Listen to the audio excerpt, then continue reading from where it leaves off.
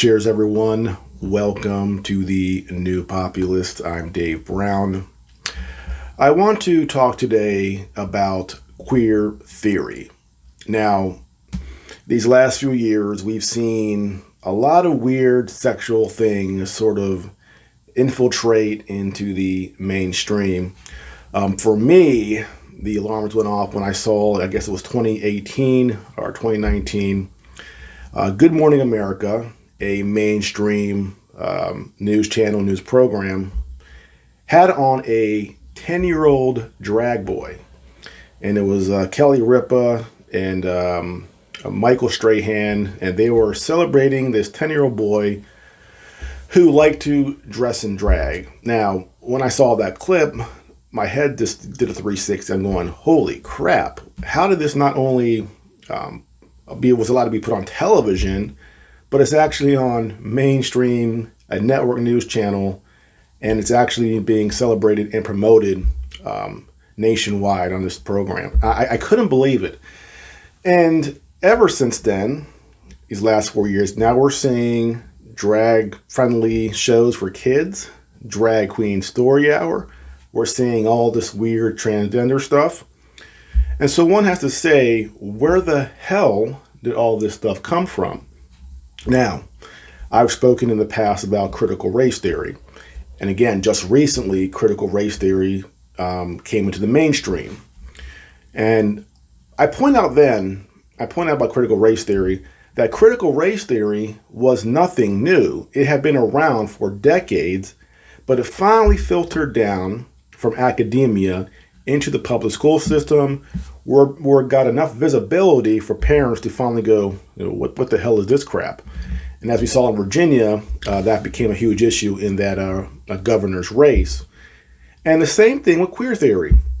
It didn't come out of nowhere. This is not something that just popped up recently. It's been here for a while, but it's now, again, filtered out of academia into the mainstream. And now we're seeing teachers teach this crap to small children. You have 6-year-old, 7-year-old transgender kids getting hormone blockers. They're getting surgeries, which in my estimation is it is child abuse. It is absolutely child abuse. I can't imagine just 10 years ago this being acceptable. But apparently now, not only is it acceptable, if you point this out, you're a bigot. You're a bad person. But for me, this is my red line. I've always said before, what adults do, I don't particularly care. But when it affects children and their development, that is absolutely child abuse. And every adult should stand up and speak out against that. I don't care what kind of social repercussions we face by doing that. It has to be done. If we cannot protect children, we have failed as adults.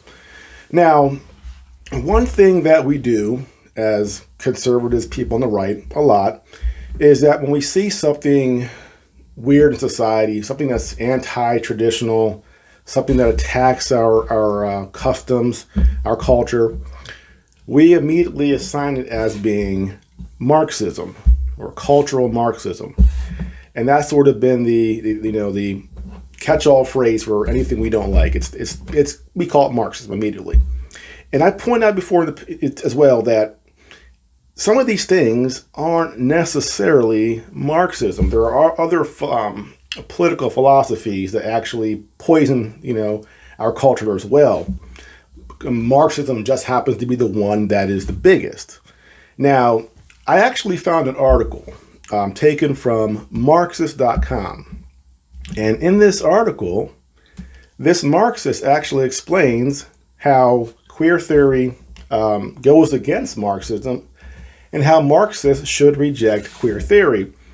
And I thought I would present it because as somebody who's always spoken out against Marxism, I thought it kind of funny that in this particular article, I happen to agree with her assessment of what queer theory is, and her breakdown of queer theory as relates to Marxism is very well done because she's actually a pretty consistent orthodox Marxist.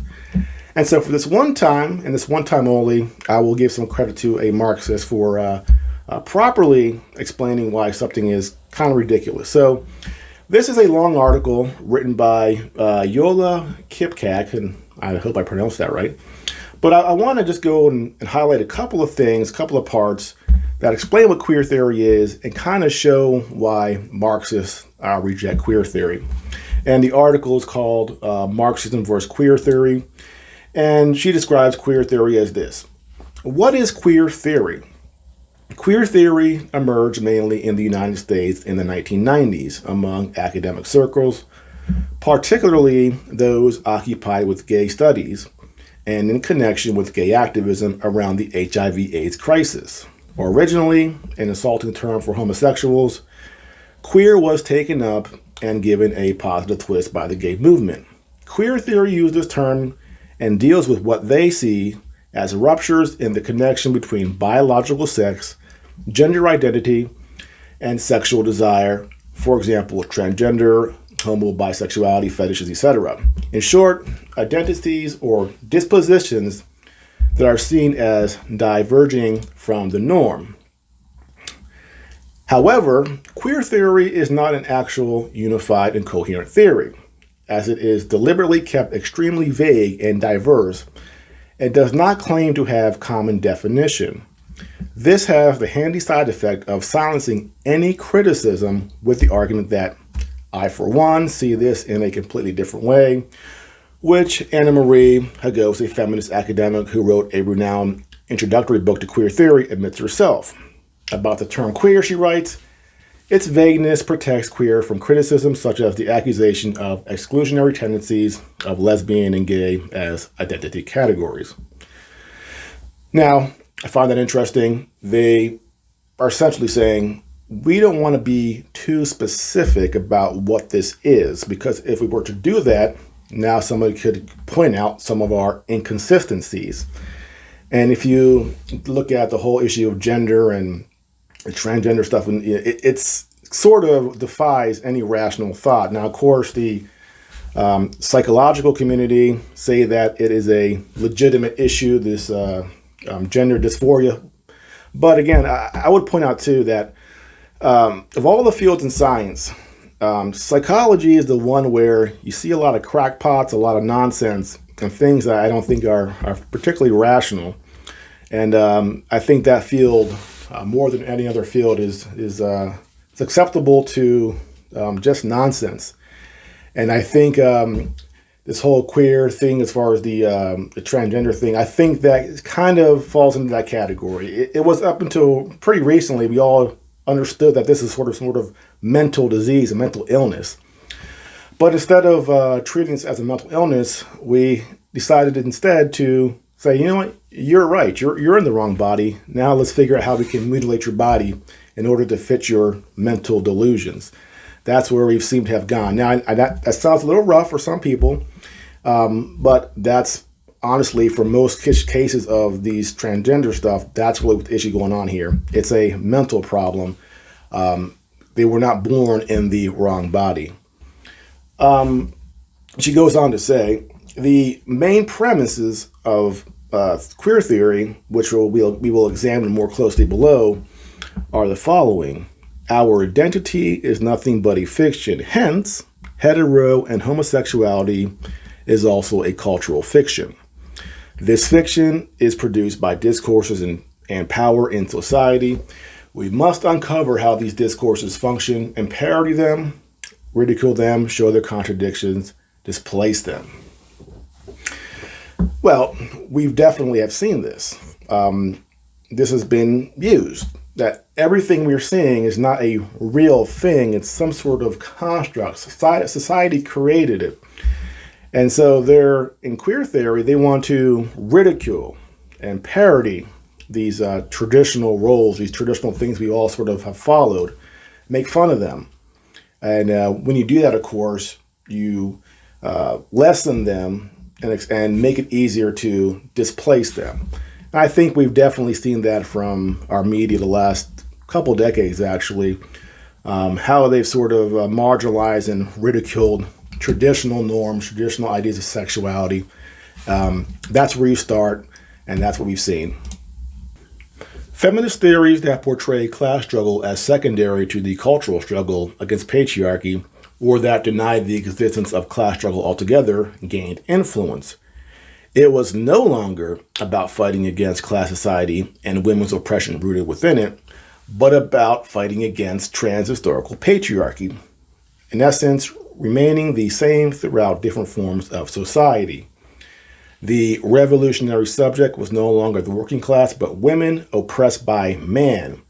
From this premise, an abundance of texts and discussions were launched that dealt with the question of the essence of patriarchy and how women, who had become the main subject of analysis, could be defined. The idea of differentiating between biological sex and social acquired gender became prominent. It is expressed in Simone de Beauvoir's emblematic remark, one is not born, but rather becomes woman. No biological, physical, or economic destiny defines the figure that the human female takes on in society. It is civilization as a whole that elaborates this intermediary product between the male and the unit that is called feminine. Only the mediation of another can constitute individual as another. So here we're seeing the idea of what a woman is being attacked by queer theory. It is, again, this something vague. It's a creation. It doesn't actually exist. We willed it into existence through our social setup.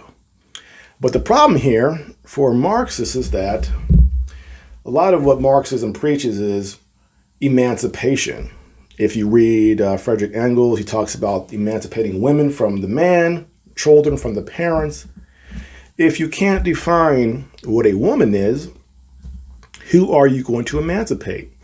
And we've seen recently with the Supreme Court Justice, Ketanji Brown Jackson, not be able to answer what a woman is. My guess is at some point during her studies, she also studied queer theory or was at least aware of it.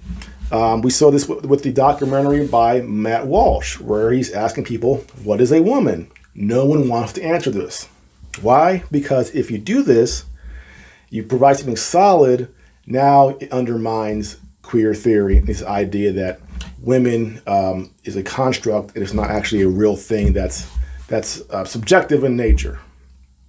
And she goes on here. Here we already see the roots of what will later become central ideas of queer theory. The woman as such does not exist. She is only shaped and brought up to become one by society. But if women, which shall no longer be narrowly defined by biology, doesn't exist, who is the subject that is meant to fight for its emancipation? So there it is. And we've seen this joke on Twitter where people go, oh, I guess we finally figured out what a woman is. When a woman is the subject of some sort of attack or something bad happens, and the feminists jump out and say, we need to protect women. And we go, oh, so now we know what women are. And I guess what's really frustrating is that we feel like we're playing this game, right? We all know what a woman is. How crazy does society have to become where basic truths are no longer so obvious? And this is this kind of sort of confusion. It's meant to destabilize society. The people at the very top, the academics, they openly despise our society, our modern traditions, whether they're Marxists, whether they're people who preach queer theory, whatever it may be. One thing they all do have in common, if their philosophical approaches are different, is they all want to disrupt and transform our society. And certainly queer theory is attempting to do that. She goes on here, behind this issue of biological sex and gender roles lies the question of which philosophical foundation we build our worldview on, idealism or materialism. Since queer theory views the world first and foremost through the lens of the gender question, Friedrich Engels described the two opposing philosophical approaches in the following way. And he goes on to talk about basically the differences between idealism and materialism. Marxism is rooted in materialism. Our founding fathers, our liberal order is actually founded in idealism. Now, these two concepts can be a little complicated, but essentially what they're saying, if you're a materialist, you believe that everything we see, our thoughts, our ideas, are all a function of the material world. Ideas aren't these abstract things. They're created by our physical brains. Where an idealist might say, no, there's something separate from our actual bodies. There's something more than that, something perhaps metaphysical, perhaps a God or a unifying principle. And so there's sort of a separation between our thoughts and matter, whereas materialists say, no, everything is based on matter. That's what's here, that's what we can see. Anything else outside of that, we completely disregard. And so queer theory, ironically enough, is actually more of an idealist theory rather than a materialist theory, which is why this Marxist rejects it, because again, Marxism is rooted in materialism. So she concludes her article by saying, united struggle is the most important weapon that the working class possesses and which can free us. Marxism defends this unity consistently until the end. Marxism therefore struggles for the inclusion of all people independently of their ethnic origins, gender, identity, religion, etc., into the struggle against the ruling class, the capitalist system, and all forms of oppression that come with it. We reject any ideology that leads to a practice that blocks, slows, or makes impossible this struggle, no matter how modern or radical it may appear to be. This also includes queer theory. The so-called improvement of Marxism with queer or feminist add-ons means the ideological weakening of Marxism. This weakening ultimately does not serve to win people of different identities and sexual orientations over to our movement. On the contrary, it is used as a means whereby bourgeois queerists can hide behind what seems to be a radical position while using the labor movement and its organization to promote their own personal interest. Therefore, to blur the dividing line between Marxism and queer theory is a hindrance in our fight for the emancipation of humanity from all forms of exploitation and oppression.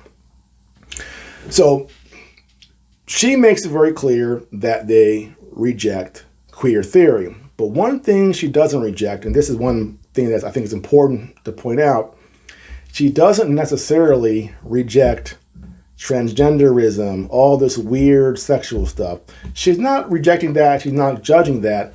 She's just saying philosophically, these people need to exist within the Marxist framework and come from the position of this being a issue of capitalism versus the bourgeois class versus the working class. And she thinks that bringing in these gender stuff sort of disrupts the framework of what they're trying to do. But again, she's not actually rejecting the transgenderism or that kind of stuff. And that's where we divide there, because I personally absolutely reject the transgender stuff, especially as regards to our children. Now, it's a free country. What any adult wants to do is their business. I don't care, even if I disagree with it. Go do what you want. I don't care.